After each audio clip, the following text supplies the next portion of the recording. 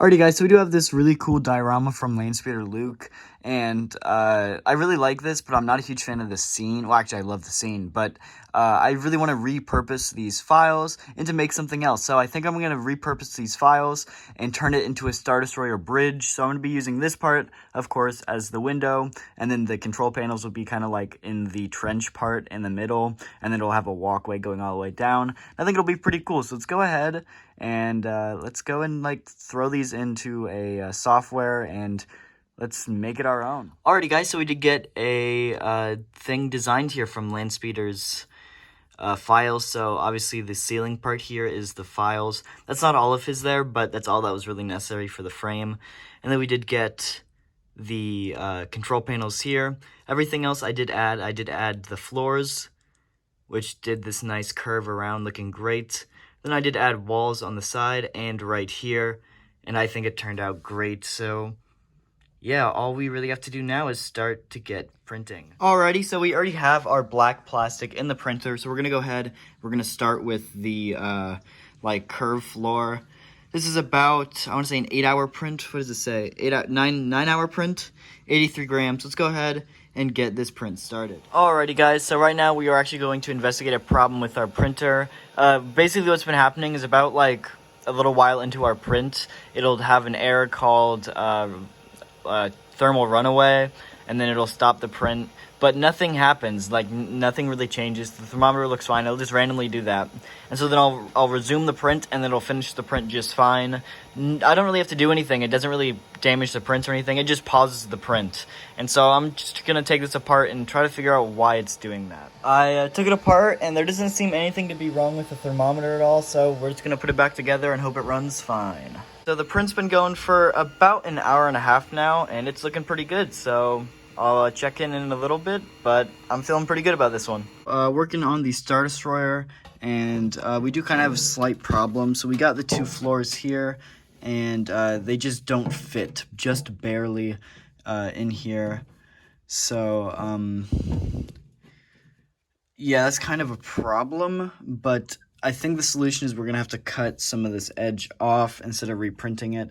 So we're kind of just going to cut the edge off there a little bit, and hopefully that works. So I'll have to do some measurements and stuff, but I think that'll fix the problem. So we kind of did have to adjust our computer software here. So as you can tell that we're going to have to cut a little bit of this piece off and a little bit on the other side. But that also runs into the problem is that this wall here is also too long on the side. So we actually did fix the problem on the other side. And so we actually fixed the problem by cutting the wall off a little bit.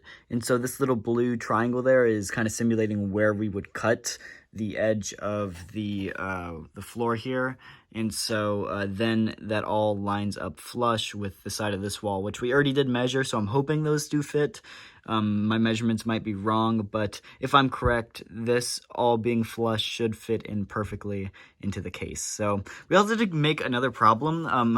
I didn't realize that I did this, but there's only 5 like here, so 1, 2, 3, 4, 5 leading up to this. And so we've got 2 on this base, 1, 2, another one here, 3, 4. And so I got another one printing that's 5, 6, and we only need 5. So with one of my prints here, I'm going to have to go ahead and cut off this little extra square. So I'm thinking on this one, on both of these curved ones, I'll probably cut off this little extra square here so it's the right length. But I've got high hopes for this print. We'll have to wait and see. So we did go ahead, copy this on the other side, and now we can go ahead and pull this angle down. So this should be the right angle to fit in the case. So fingers crossed, we'll have to print and see, but I'm hoping this will work. Alrighty, so we did just get the top brim of the window printed, and I just printed this first because I wanted to see if it would actually fit in my case. So this one does go in the middle. This will be like the top of the window. But essentially, it's not perfectly level, and that's fine. But essentially, that is how the window will go across. So let's go ahead, put this in my case, and see if it actually fits, because I know the black bases don't fit. So, but as you can tell, there's a little corner on each side, and that will let me know where I need to cut to make it fit. So let's go ahead and see if this window actually fits in the case. And as you can see right here, it fits pretty well. So excuse the mess in the background, but there we go. Pretty cool. Let's go ahead. And now we can start printing the rest.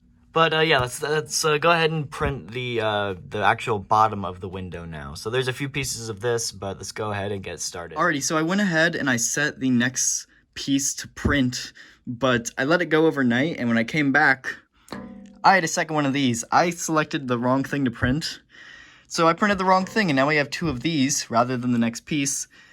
But this one actually looks a lot better, a lot cleaner than this one. You can tell there's like some mess ups there on the edge. So we're gonna go ahead and just swap it out with this one, and then we're gonna get the actual one printed. Alrighty guys, so looking here at our diorama here that we've got started, we do have our two floor pieces and we do have our two side wall pieces. These go on the ground like right here.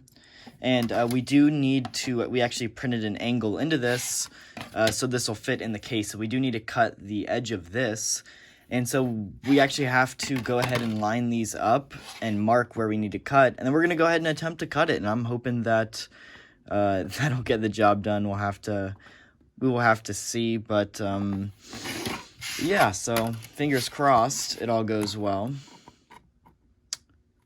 But yeah, like I said, we'll have to see. I'm thinking it'll go good though. But yeah, let's go ahead and get these lined up and ready to cut. Okay, so we got the first one all lined up right where we want it. Let's go ahead and mark where we want to cut. So, I believe just right here. Not a perfect straight line here, but I can touch it up here in a second. Let's go ahead and try to get the second one here lined up how we want it. I believe right about here is where we want this one. Right about here. So not as big of a cut on this one, but that's just how it ended up working out. Okay, so let's go ahead and get these. Okay, so we are going to go ahead and get this cut now. So I think we're going to start with this one because it is a smaller cut. I am using like the Creality clippers that it does come with, specifically made for plastic like this. I don't know how well this will work, but that did a lot better than I thought it was going to do, I'm not going to lie. Okay, so that works pretty well, I think. Let's I believe that one was this one, right? And yeah, that's pretty dang close right there. I could maybe do some trimming on that, but let's go ahead and get this one cut now too. This one's a much longer cut, so I'm a little bit scared on this one, but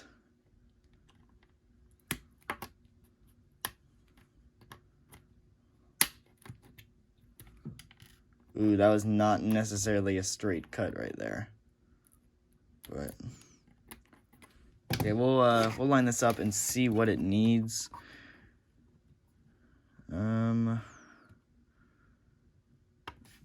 Ooh, that did not line up at all. Okay, well, first I'm going to go ahead and put this in the case and see if it needs cutting again. Well, I should have double-checked which one I measured because I was supposed to cut this corner, not that corner. So, yeah. Okay, so I do have a few options here what I could do. One is I could just leave it, pretend it never happened, but then it won't look good. It'll have some problems. So I'm thinking I might try to switch it up a little bit. So one problem I did have is I printed like one too long of this. This needs to be one shorter, and this happens to be the exact same size as this. So I was thinking I could break this off. Originally I was going to break it off at this point right here, just because it would look better, because whenever these two are lined up, this has a line going down the middle, and it looks better without the line like this.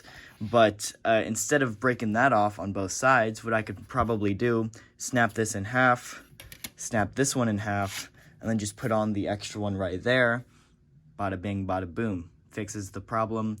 That's what I think I'm going to attempt, so fingers crossed. We'll have to see though. So my biggest thing is, I don't know if I just want to try to snap this in half, which I don't really want to do if I want to try to cut it. I just don't know how well it would cut all the way down. So I think I'm going to try to cut it. We'll see though. I think I'm going to do this off camera though.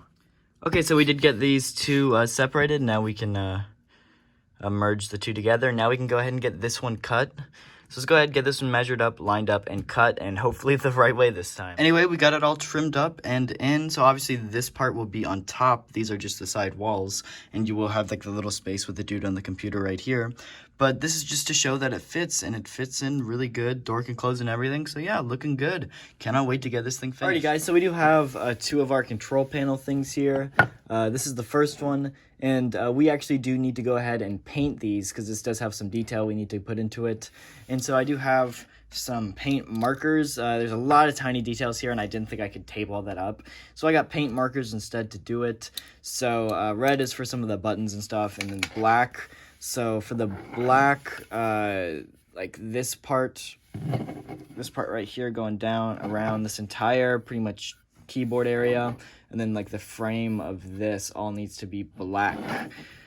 So this side doesn't, because this side is going to be covered up, so you won't even see that side, but we do need to go ahead and do that. My biggest concern is with this isn't a super fine tip, so trying to get like up here without hitting some of like the little control panel, or like in between that without hitting this gray spot. I'm a little worried about that, but I'm hoping I can do it, so we'll see.